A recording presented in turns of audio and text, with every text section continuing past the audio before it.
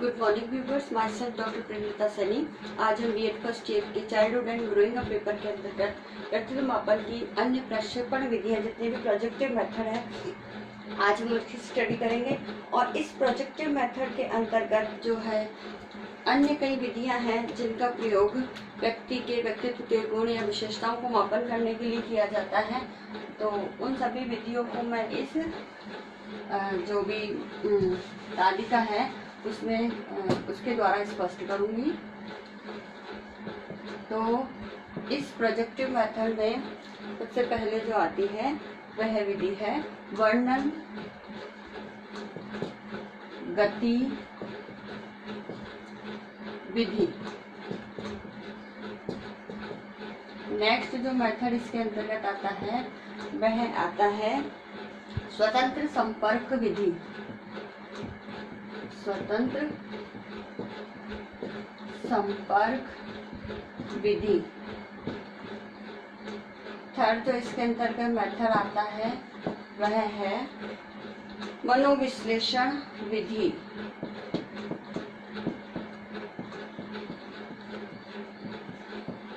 मनोविश्लेषण विधि। अब इस विधि के अंतर्गत जो है मनोविश्लेषणात्मक दृष्टिकोण से स्टडी की जाती है।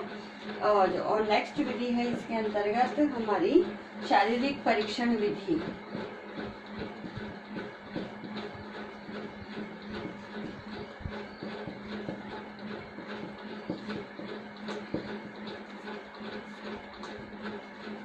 इसके पश्चात नेक्स्ट विधि है हमारी चित्र कहानी विधि।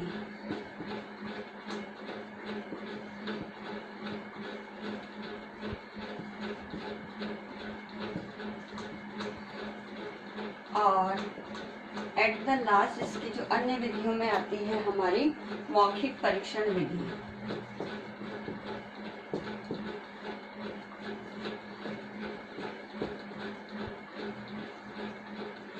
मौखिक परीक्षण विधि।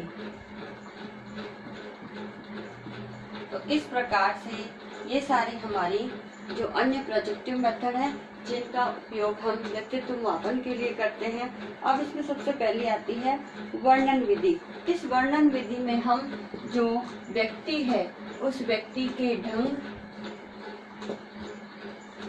यानी उसके मैनर, साथ ही इसके अंतर्गत उसकी जो मुखाकृति है, मुखाकृति,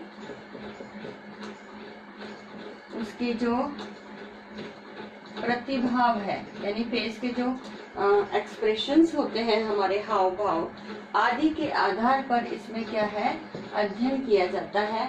और उसके जो बॉडी लैंग्वेज, अगर हम इसको कहें तो ज़्यादा सही होगा, तो शॉर्ट वर्ड में हमारी जो बॉडी लैंग्वेज है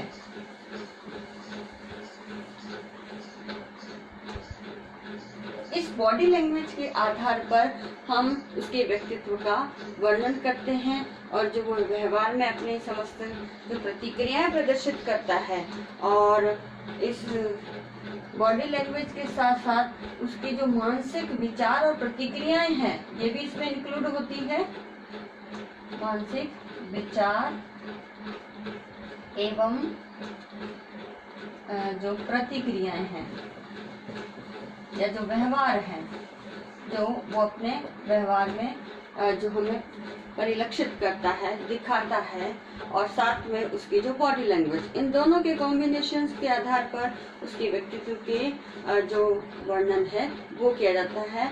और इस वर्णन गतिविधि के आधार पर हम व्यक्ति के व्यक्तित्व के गुण या विशेषताओं का मापन कर सकते हैं। इस प्रकार जैसे एक इसमें एग्जाम्पल भी दिया गया है, वो इस प्रकार से है कि जैसे एक कोटेशन बनी है कि अगर जो स्वीट लेडी होगी वो बहुत ही दयालु होगी, तो उसके व्यवहार, उसकी बॉडी लैंग्वेज से हम उसके हाव भाव से ये चीज पता कर सकते हैं। और जो ज्यादा क्रोधी व्यक्ति होगा वो हमेशा अपने नाखूनों को मुंह में दबा करके ही रखेगा। तो इन जो व्यवहार है उसके आधार पर हम उसके व्यक्तित्व के गुण और लक्षण या विशेषताओं का पता लगा सकते हैं। दूसरी विधि है संपर्क विधि। अब इस संपर्क के अंदर आता है एक तो परीक्षक और दूसरा होता है परीक्षार्थी। जिसके ऊपर टेस्ट हमें अप्लाई करना है। तो इन दोनों के मध्य क्या होता है, घनिष्ठ संबंध होता है। घनिष्ठ संबंध स्थापित किया जाता है ताकि उससे अच्छी तरह से संपर्क स्वतंत्रता पूर्वक वो अपनी भावनाएं, अपने विचार, अपने जो है फीलिंग्स को, अपनी भावनाओं को जो है एक्सप्रेस कर सके, अभिव्यक्त कर सके, और उसके आधार पर ही जो है उसकी विशेषताओं का, जो उसके व्यक्तित्व के संबंधी है, उसका पता लगा सकते हैं।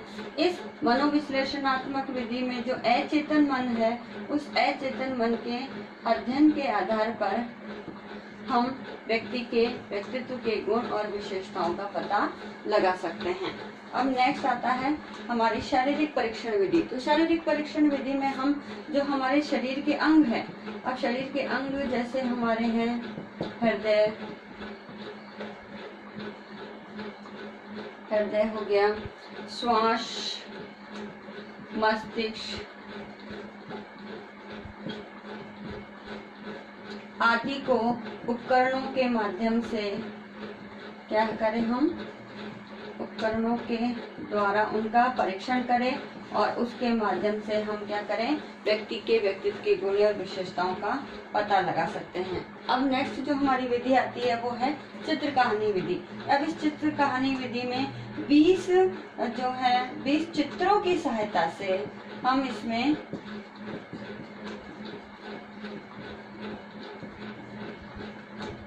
व्यक्तित्व के गुण और विशेषताओं का पता लगा सकते हैं। ये कुछ कही जा सकती हैं, हमारे TAT है या जो चाइल्ड एप्रिसिएशन टेस्ट है उसके जैसी हमें प्रतीत होती है। तो इसमें चित्रों के माध्यम से कहानी लिखने के लिए बच्चों को कहा जाता है सेम एज, और उसी के आधार पर उस कहानी के जो नायक है, थीम है, और उसके अंदर जो परिस्थितियां हैं, जो कहानी के अंदर वर्णन की जा रही है, जो समस्याएं दिखाई जा रही है, और जो भी क्रियाएं उस पिक्चर के माध्यम से दिखाई जा रही है, जो परीक्षार्थी ने अपने विजुअल इमेज में जो कल्पनाएं की हैं, उसके आधार पर उसके व्यक्तित्व का पता लगाया जाता है। नेक्स्ट है हमारी मौखिक परीक्षण विधि। इस मौखिक परीक्षण विधि में हम कहानी कहने तथा कहानी बताने यानी ऑरली पर ज्यादा बल दिया जाता है, क्योंकि ये मौखिक विधि है। तो जो भी परीक्षार्थी है जिसके व्यक्तित्व का हमें परीक्षण करना है, वो ऑरली सब कहानी है वो कहेगा, जिससे उसके अचेतन मन के अंदर जो भी विचार है, जो भी छुपी हुई उसकी दबी हुई इच्छाएं हैं, वो उस कहानी के माध्यम से वो प्रकट करेगा। और आज के आधुनिकतम जितने भी संसाधन हैं रिकॉर्डिंग के, हम इन सभी जो भी जितने भी प्रोजेक्टिव मेथड्स हैं, हम उसमें आधुनिकतम तकनीक से सजे हुए संसाधनों का यूज करके इन सभी एक्टिविटीज को रिकॉर्ड भी कर सकते हैं, ताकि पुनः जब हम इन्हें देखना चाहें तो उसके आधार पर सही व्यक्ति के व्यक्तित्व के गुणों का आकलन कर सके, मूल्यांकन कर सके। इस प्रकार हम कह सकते हैं कि व्यक्तित्व परीक्षण के लिए कई विधियों का जो है प्रयोग में लाई जाती है। साथ ही इसमें इनकी वैलिडिटी और यानी वैधता और विश्वसनीयता पर इतना प्रश्न चिन्ह अभी नहीं है, क्योंकि काफी हद तक ये व्यक्तित्व के जो गुण है उसके मापन में सफल रही है। और लेकिन ये नहीं कहा जा सकता कि ये पूर्ण रूप से विश्वसनीय है, पूर्ण रूप से सही है या सही आकलन ही करती है। लेकिन हम फिर भी इन प्रोजेक्टिव मेथड को काफी हद तक एक तरह से व्यक्तित्व के मापन और परीक्षण के लिए जो है सफलतापूर्वक उपयोग में ला सकते हैं। अब इसमें वर्णन महोदय ने कहा है कि व्यक्तित्व मापन के परीक्षण के जितने भी प्रोजेक्टिव मेथड्स हैं, इन प्रोजेक्टिव मेथड्स को जब हम अप्लाई करते हैं तो कई प्रकार की कठिनाइयों का सामना तो हमें करना ही पड़ता है, लेकिन सर्वोच्च मनोवैज्ञानिक कुशलता का प्रयोग करके हम इन विधियों में शीघ्र सफलता प्राप्त कर सकते हैं। और साथ ही शीघ्र सफलता प्राप्त करने के साथ साथ हम व्यक्ति के व्यक्तित्व के गुणों का सही प्रकार से आकलन करने में काफी हद तक सफल हो सकते हैं। लेकिन हम ये नहीं कह सकते कि सर्वोच्च मनोवैज्ञानिक क्षमताओं के आधार पर हमने जिस विधि का प्रयोग करके व्यक्ति के व्यक्तित्व का गुण का या विशेषताओं का जो मूल्यांकन किया है वो 100% सही होगा। इसलिए कह सकते हैं कि कोई भी ऐसी परफेक्ट विधि है जो नहीं है जो 100% व्यक्ति व्यक्ति के व्यक्तित्व के गुणों का आकलन कर सके, उसका मूल्यांकन कर सके। लेकिन हम इसे फिर भी व्यक्तित्व के मापन के लिए काफी हद तक इन विधियों का प्रयोग करके उसके अचेतन मन की दबी हुई इच्छाएं हैं, चाहे उसके जो मानसिक विचार हैं, समस्याएं हैं, संवेदनाएं हैं, भावनाओं का हम काफी हद तक सही आकलन करने का प्रयास करते हैं। तो वर्णन महोदय ने काफी अच्छे विचार अपने इन विधियों के संदर्भ में प्रस्तुत किए और इन विधियों के आधार पर ही हम जो है व्यक्ति के व्यक्तित्व का मूल्यांकन और परीक्षण करने में सक्षम होते हैं।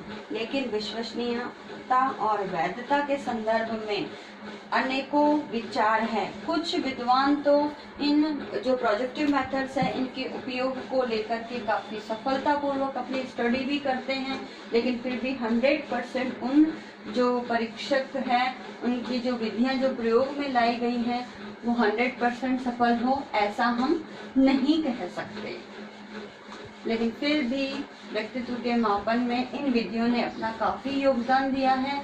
तो आज भी हम इनकी, चाहे साइकोलॉजी सब्जेक्ट हो, चाहे शिक्षा का क्षेत्र हो, उसमें हम आज भी इनकी स्टडी कर रहे हैं। नाउ आज का जो असाइनमेंट है आप लोगों का वो इस प्रकार से है। इस असाइनमेंट के अंदर हम आपको एक क्वेश्चन देते हैं और इस क्वेश्चन के आधार पर व्यक्तित्व मापन की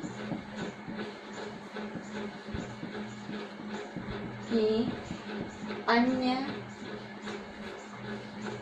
प्रक्षेपण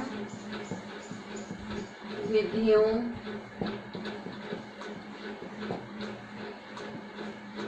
का प्रयोग किस प्रकार से करेंगे।